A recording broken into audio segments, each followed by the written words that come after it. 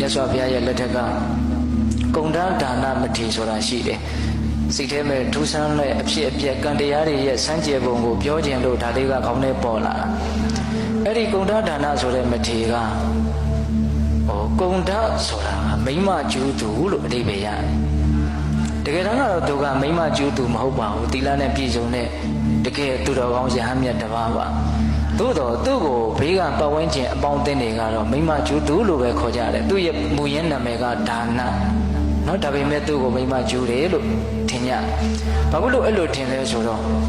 သူ့ရဲ့နောက်ကိုမိမတယောက်ကအမြဲတမ်းလိုက်နေတယ်လို့ဘေးကပုံကိုယ်တွေရဲ့အမြင်မှာမြင်ကြရတာအဲ့ဒါကိုယဟန်တော်ကမသိဘူးသူကမြင်လည်းမမြင်ဘူးသိလည်းမသိဘူးဒါပေမဲ့ဘေးကလူရဲ့အမြင်မှာတော့အဲ့ဒါလို့နော်အရေးအယောင်ကအမြဲတမ်းတွေ့နေတော့အဲ့ဒါသူ့ကိုအမြဲတမ်းမိမကျူးသူလို့ပဲပြောင်းကြတယ်လှောင်ကြတယ်နော်ဒီလိုပဲသူ့ကိုခေါ်ကြတာပေါ့တော်တော်စမ်းကြည့်တဲ့ကိစ္စပေါ့နော်အဲ့ဒီကိစ္စကသူ့မှာအလကားအကြောင်းမဲ့ကြီးဖြစ်တာမဟုတ်ဘူးတဲ့နော်တခုသောဘဝတုန်းကအဲ့ဒီဒါနမထေရရဲ့အလောင်းကယုတ်ကစိုးနဲ့တပါးဖြစ်တယ်လို့ဆိုတယ်အဲ့ဒါလို့ယုတ်ကစိုးနဲ့ဖြစ်တော့ဒီနေ့တော့အဲ့ဒီကတ္တဗမြတ်စွာဘုရားရဲ့သာသနာနောက်ပိုင်းမှာသူကယုတ်ကစိုးနဲ့ဖြစ်တာကိုအဲ့ဒါယဟန်တော်နှစ်ပါးကအလွန်ကြီးမားတဲ့မေတ္တာနဲ့တပါးနဲ့တပါးချစ်ခင်မှုအားကြီးတယ်ပေါ့အဲ့ဒါကိုမြင်တော့ဒီယုတ်ကစိုးနမင်းကဒီယဟန်နေဟာတပါးကိုတပါးသိပ်ပြီးတော့မေတ္တာကြီးတာပဲဂျားတွေကကွဲပြားအောင်ပြောမယ်ဆိုရင်ကွဲပြားသွားလိမ့်မလားမသိဘူးကွဲပြားသွားစေရအကြောင်းတွေ့ရင်ကွဲပြားသွားမယ်နဲ့တူပါရဲ့သူတို့ရဲ့မေတ္တာသူတို့ရဲ့ခင်မင်မှုဘလောက်ကြီးသလဲဆိုတာကိုငါစမ်းကြည့်ခြင်းတယ်ဆိုပြီးတော့အဲ့ဒီယုတ်ကစိုးနကဘာလုပ်လဲဆိုတော့မိမတယောက်ဟာဖန်ဆင်းတယ်ဖန်ဆင်းပြီးတော့တပါးသောယဟန်နဲ့အတူတူနေတဲ့ပုံစံကိုတပါးသောယဟန်မြင်အောင်ပြတယ်နော်အဲ့လိုပြတော့တပါးကမြင်တယ်ဟိုကရကရှင်ယဟန်ကသူ့မှာဘာမှကိုမသိဘူးတော့သွားရင်းနဲ့မြင်နေတယ်မြင်နေတော့မရှင်နဲ့တင့်ကိုငါတီလာရှိတဲ့လူမှတ်လို့ပေါင်းတင်ခဲ့တာတင်ကတကယ်တမ်းကတော့မိမတယောက်နဲ့အဲ့လိုနေတဲ့လူပဲဆိုပြီးတော့ပြောတော့ကိုယဟန်ကဘာမှမဟုတ်ဘဲနဲ့အပြောခံရတာဆိုတော့သူအလွန်အမဲစိတ်တူတယ်ပေါ့တင်ဘယ်လိုပြောလိုက်တာလဲအဲ့တော့ဟိုကလည်းငါမျက်စိနဲ့တတ်အမြင်တာအဲ့ဒါနဲ့ညင်းရင်ခုန်ရင်းနဲ့အဲ့ဒီယဟန်နှစ်ပါးရဲ့မေတ္တာဓာတ်တွေခန်းချောက်ပြီးတော့ကိုပြသွားတယ်အဲ့လိုကွဲပြားသွားတာကဥပုပ်တော်အတူတူမပြုတ်နိုင်တော့အဲ့တော့ကွဲပြားသွားတယ်မြင်တဲ့လူကလည်းတကယ်မြင်တာဆိုတော့သူ့ဘက်ကဘယ်လိုမှမလျှော့နိုင်ဘူးမဟုတ်တဲ့လူကလည်းတကယ်မဟုတ်တာဆိုတော့သူ့ဘက်ကဘယ်လိုမှမလျှော့နိုင်ဘူး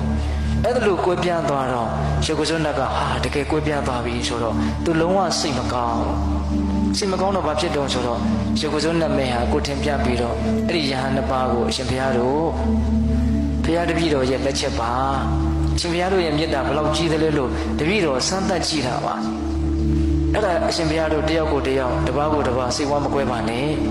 အမှန်တိုင်းရှင်းပြတယ်ရှင်းပြပေမဲ့လို့မရတော့ဘူးစကားတွေကလွန်သွားပြီဆိုတော့လူဆိုတာတယောက်နဲ့တယောက်ပြောပြီးဆိုရင်မကြည်နဲ့လို့ပြောပြီးဆိုရင်နားတရားတွေကြီးပြောကြတာကိုဗျဟုတ်လားဒါဦးဇင်းကစဉ်းစားကြည့်တာအဲ့ဒီတော့အဲ့ဒီယဟန်နှစ်ပါးဘလို့မှပြန်ပြီးတော့စစ်ဆက်လို့မရအောင်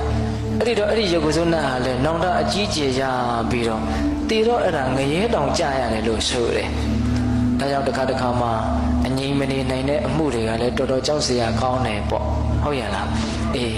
အဲ့ဒါလိုနဲ့အဲ့ဒီယုတ်ကစိုးနတ်ဟာဦးဇင်းတို့မြတ်စွာဘုရားရဲ့လက်ထက်ရောက်တော့နော်အဲ့ဒါလိုမိမတယောက်ကနောက်ကလိုက်နေတယ်လို့ဘေးကပုံကိုယ်တွေအထင်မှားအမြင်မှားကိုခံရတဲ့ဘဝကိုရတာအလွန်စိတ်ဆင်းရဲစရာကောင်းတဲ့ဘဝပေါ့ဟုတ်လားအဲ့ဒါနဲ့သူကဘလို့ထိသူ့ရဲ့အခြေအနေကဆိုးလဲဆိုတော့ဆုံးလန်သွားပြီဆိုရင်တောင်မှဆုံးလောင်းတဲ့လူတွေကအရှင်ဘုရားဒါကတော့အရှင်ဘုရားအတွက်တစွန်းမှာဘုရားဒါကတော့အရှင်ဘုရားအပေါင်းဖော်မအတွက်တစွန်းမှာဘုရားလို့လောင်းနေတဲ့နော်ကိုရင်ငယ်တွေဦးစင်းငယ်တွေကလည်းသူ့ကိုအမြဲတမ်းပြောင်းနေလှောင်နေအဲ့လိုပြောင်းတော့လှောင်တော့သူဘလို့မှသီးမခံနိုင်တော့သူလည်းဘာမှမဟုတ်ဘဲနဲ့ဆိုတော့အဲ့ဒီတော့ပင်ကိုစိတ်ကောင်းနှလုံးကောင်းရှိတဲ့ပုဂ္ဂိုလ်ပင်ဖြစ်တော်လည်းပဲဒီကဲ့ရဲ့တာကိုအမြဲတမ်းခံနေရတော့သူမခံနိုင်ဘူးပေါ့အဲ့ဒီတော့ဘာလို့တုံဆိုတော့တင်တို့သာလည်းမိမကျူးသူတင်တို့ရဲ့ဆရာသမားတွေဒီသာလည်းမိမကျူးသူသူကလည်းပြန်ပြီးတော့ကြံ့ကြံ့ထန်ထန်ပြန်ပြောတယ်အဲ့ဒီဒါနမထေရကပြန်ပြောတော့တစ်ဖက်ကလည်းပဲတကယ်မြင်တာဆိုတော့မလျှော့သူကလည်းတကယ်မဟုတ်တာဆိုတော့မလျှော့ဘူးအဲ့ဒါလိုကြံ့ကြံ့ထန်ထန်ပြောကြဆိုကြရင်းနဲ့ အဲ့ဒီသူတို့ရဲ့ပฏิပက္ခတွေဟာမြတ်စွာဘုရားရဲ့နားတော်ကိုပေါက်ကြားတယ်ပေါ့ပေါက်ကြားတော့မြတ်စွာဘုရားကအဲ့ဒီဒါနမထေရကိုခေါ်ပြီးတော့จิตသားသင်ဒီလိုပြောတာဟုတ်သလားဟုတ်ပါတယ်ဗျာဆိုတော့မြတ်စွာဘုရားကจิตသားတဲ့သင်ဟာအတိတ်ကာလတုန်းကမကောင်းတာကိုလုပ်ခဲ့လို့မကောင်းတဲ့အကျိုးရလဒ်တွေကိုရတာအဲ့ဒီမကောင်းတဲ့အကျိုးရလဒ်တွေကိုဘောမကြောင့်မကောင်းမှုနဲ့ပြန်ပြီးတော့တုံ့ပြန်ခြင်းရတာလေငကိုယ်တော့ကမကောင်းလို့အခုမကောင်းတာအခုမကောင်းတာကိုမကောင်းတာကြီးနဲ့တုံ့ပြန်မယ်ဆိုရင်တင့်အတွက်ကောင်းစရာအလားလားမရှိတော့ဘူးဒါကြောင့်ဒီကိစ္စဟာငကိုယ်တော့ကမကောင်းလို့ငါပေးစားရတဲ့ကိစ္စအကျွေးပေးတယ်လို့သဘောထားပြီးတော့ချစ်ချစ်နက်နက်သာပေးလိုက်ပါပြန်ပြီးတော့ဒီပေးလိုက်တဲ့အတွက်ထပ်ပြီးတော့မယူချင်ပါတော့နဲ့ထပ်ပြီးတော့ယူရင်ထပ်ပြီးတော့ပေးနေရအောင်ပါနော်သဘောပေါက်ရဲ့လားဦးဇင်ပြောတာကိုအဲ့ဒါလို့သူ့ရဲ့အတိတ်ဇာတ်ကြောင်းကိုမြတ်စွာဘုရားကပြောပြပြီးတော့ကိုမကောင်းခဲ့လို့မကောင်းတာနဲ့တွေ့ရတာဒါကိုမကောင်းတာနဲ့ပဲပြန်တုံ့ပြန်မယ်ဆိုရင်မကောင်းဆက်မကောင်းတန်တရားကလဲနေတော့မယ်အဲ့ဒီမှာမြတ်စွာဘုရားကတရားဓမ္မတို့ဦးဇင်းတို့အတွက်မှတ်သားစရာဒေသနာတစ်ခုပြောတယ်ဗျဟောတယ်အဲ့ဒါတော်တော်ကောင်းတယ်ဘာပြောလဲဆိုတော့သူကကိုယ့်ကိုကြမ်းကြမ်းထန်ထန်ပြောလို့ကိုကသူ့ကိုပြန်ပြီးတော့ကြမ်းကြမ်းထန်ထန်ပြောမယ်ဆိုရင်တယောက်ပြီးတယောက်ပြောနေတာနဲ့ဘယ်တော့မှဆုံးတော့မှာမဟုတ်ဘူးတဲ့ဒါကြောင့်မို့လို့သင်သည်အနာပြတ်သောကြီးကွက်ကဲ့သို့အတန်မရှိသည်ဖြစ်ပြီလို့တဲ့မြတ်စွာဘုရားဆုံးမတာနော်ဆိုကြပါစို့ဦးဇင်းတို့ကြီးဖလားလေးတစ်လုံးအနာကကွဲနေတယ်ဆိုတန်းလို့ခောက်လိုက်တယ်ဆိုလို့ရှိရင်အတန်ကခဏနဲ့ရက်သွားရောဟုတ်လားဘာလို့ဆိုတော့အနာကကွဲပြက်နေတာကိုဟုတ်ရလားတကယ်လို့သာကြီးဖလားလေးရအကောင်းလေးဆိုရင်တန်းလို့ခောက်လိုက်ရင်မပြီးနိုင်ဘူးသူကပြန်ပြီးတော့အတန်တွေကထွက်နေတာအဲ့ဒါလို့မပြီးနိုင်မဆုံးနိုင်အတန်တွေ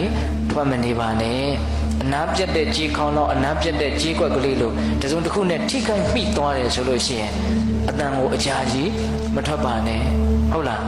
သူကအနာပြတ်နေတာဆိုတော့တကယ်ကောအကြာကြီးထွက်မလားမထွက်ဘူးအဲ့ဒါလိုမျိုးကိုယ့်ရဲ့စိတ်ကိုထိန်းချုပ်နိုင်အောင်ကြိုးစားရမယ်အဲ့တော့ဦးဇင်းတို့ဒီနေရာမှာပြောချင်တာကဘယ်လိုအကြောင်းတရားတွေဘယ်လိုအကျိုးတရားတွေပဲတွေ့ရနောက်ွယ်မှာအကြောင်းတရားတွေဆိုတာရှိနေတယ်ဆိုတာကိုနားလည်ဖို့မလိုဘူးလားလိုတယ်နားလည်ဖို့လိုတယ်ဒါကြောင့်အထူးသဖြင့်မကောင်းတဲ့လောကဓာတ်တွေနဲ့တွေ့လာတဲ့အခါမှာအကြောင်းတရားတွေရှိတယ်ဆိုတာကိုနားလည်ပြီးတော့ကိုယ့်ရဲ့စိတ်ကိုတတ်တာရအောင်ကြိုးစားဖို့မသင့်ဘူးလားသင့်